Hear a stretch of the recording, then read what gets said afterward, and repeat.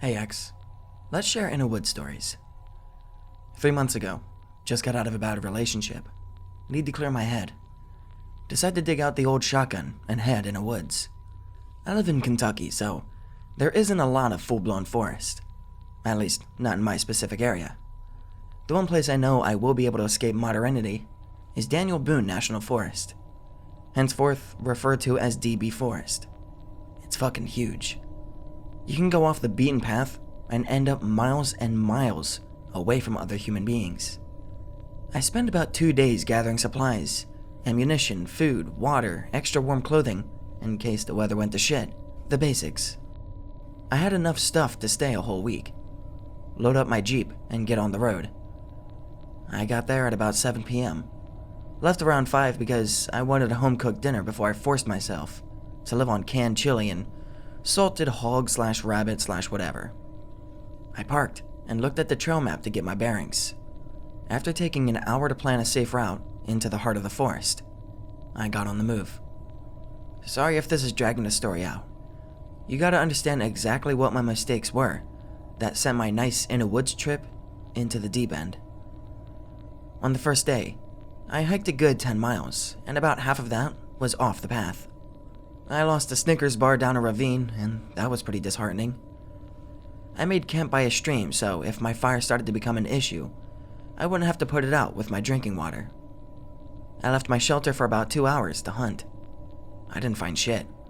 I saw a few deer, but they were out of season. I came back to camp, sucked it up, and ate the fucking chili. This routine of hiking further and setting up camp continued without incident until about 3 days in. I was hunting again, and this time I actually killed a rabbit. Rabbit was out of season at the time, but at this point, I had enough of the chili.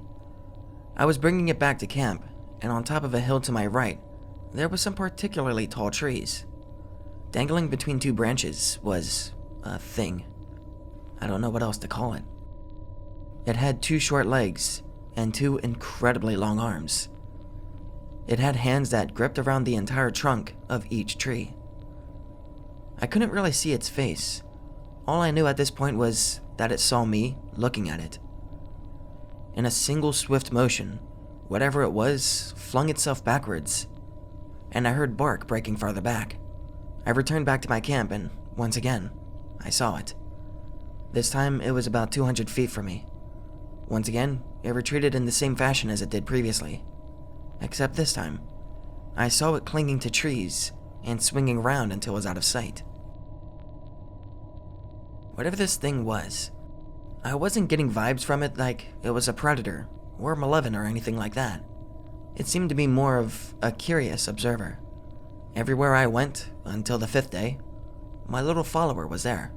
It was never more than 200 feet away, and never less than 100.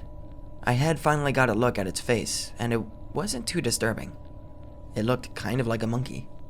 The only thing that I could really pick out about its face that was odd had to be the jaw. It was permanently hanging open. Inside its mouth were about 2 rows of teeth on each jaw, but the teeth looked oddly human apart from that. Anyway, on the 5th day, I woke up and began packing up camp. I looked around for my little buddy and found him missing. At this point, I was just going to head back home. I began the long hike back. When I reached the halfway point between campsites, I noticed my little friend on a tree. But something was different. His arms were dangling at his sides, and his legs were dangling too. I looked closer, and he had been impaled on a broken off branch. I booked it a good 400 feet before looking back again. There was another. This one was significantly larger, and it was tearing the small one apart. I watched it eat for about 30 seconds before it looked at me. Yeah, time to go. This one gave me serious vibes. It felt hateful and definitely predatory. This time I hiked well after nightfall. Every once in a while, I would hear deep hoots and howls. At around midnight, I heard crackling bark and strained branches behind me. Here is where I said fuck this shit and started running. I heard whatever was behind me gaining speed. and I realized that flight wasn't working. I jumped straight to fight and started unloading into the trees behind me. I could make up something about hearing a pained howl or hearing my shots impact something other than wood. But in all honesty, I heard none of that. Silence. It was long gone. My shots probably scared it away, and I'm fine with that. I didn't stop hiking until I reached my car about a day later. Came home, decided not to type it immediately, and forgot about it. I only just remembered it because I saw an article about animals being shredded out there at DB Forest. Cool story, OP. The thing must have been huge for its hands to wrap around the entire tree trunks. Could you give a rough estimate of how big it was? Also, it was hairy, right? Doesn't sound much like a Bigfoot, though. The smaller one was about the size of a Great Dane. It just had big-ass hands. The larger one was more on par with a black bear. Okay, X. I've been pre-typing this for a while. It's a long one. I don't know if we were just high and we're fighting bears. Tell me if this story sounds like any supernatural shit that you know. Y'all stories are boring as fuck, too. Be me. Be hella good hunter, good with a rifle, decent with a bow. Prefer Mazin, but we'll go with anything. Dead of winter. Hear about this shack in the woods where I can chill before a hunt. Not going to give location because you guys spook me almost as much as the shit I saw. Decide, yeah, bring beer, hunting buddies. Hell yeah, .jpg. Be chilling in cabin. 3 hunting buddies. 1 brought girlfriend. Folds of fat. I swear we could fucking hunt her and have enough blubber to fuel a 747. God damn, she fat though. Real bitch too. Always complaining about the cold. Shouldn't have brought her. Be smoking weed outside of cabin with 1 hunting buddy. We'll call him Jim. Jim is a cool motherfucker. This guy can get his hands on any fucking ammunition he wants. This guy brought 45s. We have a range of cans set up so we can practice. Jim can fucking shoot the pool rings off them. Jim is fucking amazing. We chillin', and up comes Meat Sack. Other 2 guys are off hunting north of the cabin. Bitch's jowls slap together as she moans some complaint about how cold it is. If we took 1/10 of the grease that she excretes and made a fire with it, we could burn the entire forest down. She waddles inside. It isn't even funny how fucking fat she is. Jim is fucking with a knife he bought, packing snowballs and cutting little gills into them, making tiny fat snowfish. I'm hungry as fuck, so I go to make some beans. I open the cupboard. Fucking empty. The fat bitch cleared us out. We haven't shot any meat yet, so that isn't an option. We need to go to town to get more food, or we eat flaps over here. I yell to Jim that we need more food. Jim and I agree that we should stay, and that boyfriend and meat mistress should get food. Don't worry, the story gets spooky soon, just let me have some fun. Other buddy is cool, we'll call him Dave. Dave and boyfriend come across the crest of the hill, and come down towards us. We explain the food situation. Dave fucking kecks, and they decide that Dave should stay with us at the cabin. Yo, also, Anon, there was like 3 bears over the hill. We didn't get a good look at them, but I would hold off on hunting anything other than cans. We have 45mm ammo, motherfucker. Bears can suck my dick. Pork Princess and her wheelbarrow operator head down the mountain to go get food. This is when we get fucked. We can't hunt, so we have to resort to emergency rations. We have emergency rations in a crate behind the cabin, but we need to ration them. We head around the cabin and open the crate. Fucking nothing. The bitch ate our emergency rations. Fuck, dude. This is where shit goes down. The last bit was just fucking around. Shit gets worse. Blizzard hits hard, and the road up the mountain closes before Beef Bitch and her lackey get back. Shit, piss, and fuck.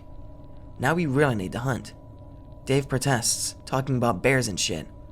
It's fucking winter, Dave. Bears hibernate in winter. Dave swears he saw bears. Jim and I leave him and head to the top of the hill. Everything is crisp and white. Fuck yes, .jpg.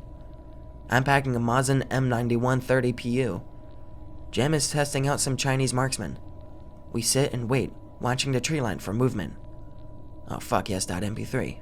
See something along western side. Hedge line. Looks large. Meet.gif. Get Jim to take first shot. His scope is better. Extremely loud. Go deaf. Recoil was insane. Jim is in shock. Look through scope. No movement. Wait, what's that? See hair and pink skin. Oh shit, that bat. We shot a person. Fuck me. Keep looking. Holy fucking shit. This massive fucking jumble of flesh comes rocketing out of the bush, heading east.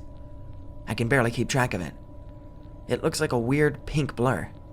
The thing pivots and is now rocketing towards us. I load my Mosin as fast as I can. My hands are really fucking cold. This is how I die.x. Jim readies rifle. Thing trips and topples, losing momentum. The thing quivers and shakes like jello. Now that it's still, we can see that it's this giant flesh-covered mess of human bits. Like, it has limbs for hair, but it also has hair. At this point, the thing is still pretty far away. Also pretty sure that this is a fetish for someone. It starts to get up. Nope, so much nope.dll. We bolt the fuck back to the cabin with this thing in the distance. The thing starts howling really fucking loud. We can still hear it when we get to the cabin. What the fuck is going on, Anon? Dave, you ignorant fool. We barricade the door and fast for 2 days before boyfriend and his ham hooker come back. Jim and I haven't told anyone what we saw. Haven't even talked to each other. We also got really fucking mad at boyfriend and his fucking beef baby. So, sound like anything you guys have heard? Or were we just stoned out of our minds and can't remember? My theory is that it is a flashgate/skinwalker that tried to imitate the land whale but didn't finish the transformation because the land whale is too fat to scan properly. And then she left. It probably thinks if it can nab Queen Lardass, it could survive the next 5 winters without hunting any other critters. Well, I guess I should tell this one because I haven't before, and it's the only one I have. Shit happened about a year ago around this time, in the wilderness to the north of Mount Tilson in Oregon. I guess I don't really care if y'all believe me or not. I just want to know what you think. Day 1. Out for a camping trip with my good buddy Travis. Plan to spend a 3-day weekend bush whacking and shooting and bullshitting. Start at the Pacific Crest Trail off Highway 138, and then head off trail about 2 miles and at the base of the mountain. First day was awesome, just drinking and not really much shooting because we wanted to get at least 5 more miles off trail, so we wouldn't scare any of those hippie PCT hikers. Get really drunk by the end of the night, and end up cowboy camping because we couldn't be bothered to set up our tents, and the sky was clear. I remember waking up in the night once, not sure why, but still being drunk, I promptly resumed my slumber. Day 2. Waking up, I had a mean headache, and went down to the creek we camped near to get some water. I stepped out of my sleeping bag and put my Beretta 92 in my holster. Travis was already out, and I assumed he would be at the creek. When you sleep outside with no tent, you tend to wake up at sunrise, even if you are hungover. Heading down to the creek, I'm hearing a lot of splashing. Oh shit, I'm thinking. I hope I don't catch Travis taking a fucking bath or something gay like that. I walk up to the cut bank and see below me about 15 feet in the water is a black-tailed deer thrashing, caught against a logjam. It was a little doe, probably only a 1.5 years old at most. Something looked wrong about it, but I couldn't see it very well because its thrashing was making the water real turbulent. There is a significant amount of blood in the water, and I can see it flowing downstream. This deer looks real fucking crazy in the eyes though. I can see that. Well shit, I guess it probably fell in and broke its legs off this cut bank, or got impaled on some debris in the stream. Whatever it was obvious that this deer was a goner. Unfortunately, I only had my 92 on me. I wasn't going to put 10 rounds into this poor animal just to put it out of its misery. So I head back to where we camped and picked up my AR and walked back to the cut bank. Standing almost directly above the deer, I put 3 rounds straight into its chest. The only part I could get a good aim at with it thrashing around so much. She stops moving real fast. Well, I guess I can get some venison for today. Head around to where I can get down to the creek. Walk down to where she is stuck and wade into the water to retrieve her. As I get closer, I notice some real fucked up shit. Her legs, all 4 of them, are completely skinned. Just muscle, bone, and tendon. When I start to pull her, I notice her belly is all cut up. Even slices horizontally across the whole bottom of her abdomen, about 5 inches apart and a foot long. These cuts are real straight and parallel, like they were done with a scalpel or something. Just then, I hear this real loud scream that sounds like Travis. Fuck. Leave the deer be and start running back to camp. My head still hurts like a bitch, but I've got adrenaline now, and I don't really give a shit, so I'm running real fast. By the time I get back to camp, I see Travis walking by, rubbing his ass. I was taking a shit and then some fucking hornet stung my goddamn ass, he says. Damn it, Travis. We each have a laugh, and then I bring him down to the creek to see this doe. By the time we get there, the deer is gone. Maybe it floated downstream, but this is a small creek, not a super strong current, and the logjam was undisturbed. We walked to the other bank where I was standing, and right next to my tracks in the mud were the weirdest tracks I've ever seen. The tracks were kind of triangular, with one claw coming off the front, and the spacing between was really big, like 8 to 9 feet.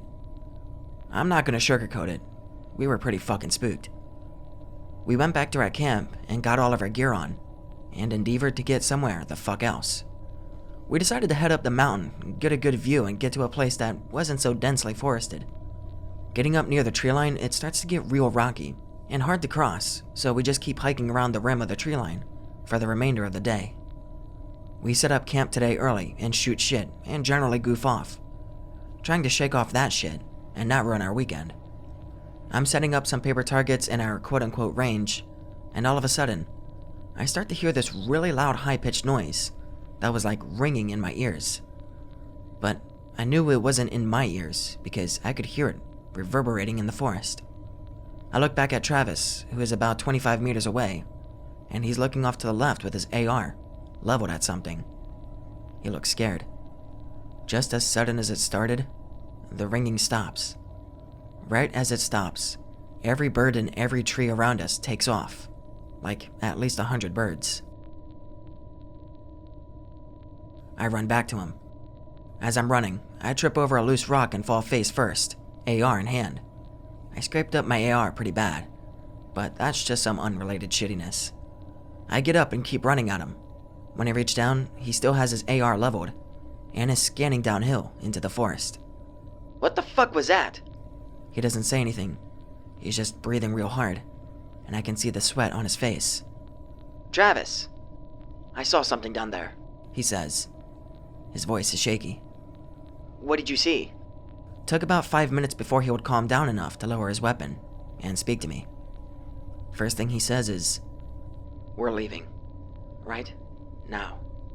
Okay, I can do that, .jpg. We pack everything up and start heading back down towards the highway. At this point, it's about 6 p.m., which means we will be hiking into the night. I point this out, but he doesn't seem to care, so off we go. As we're walking, he describes what he saw to me. He said it was jet black and tall enough to reach the first branches of the trees, which means it was about 20 feet tall. He noticed it right as the ringing sound started, and when he looked right at it, it jumped straight up into the canopy. He said it jumped probably 30 to 40 feet straight up. I'm not one for paranormal conspiracy shit, but I wasn't about to debate him after what had happened that day. At about 11 p.m., we're still hiking, and it's dark as fuck. I am so tired. Travis is not tired. He has the look of a man possessed about him. We reach the trail, and I breathe a sigh of relief, Some semblance of human society, like a trail, brings a surprising amount of assurance.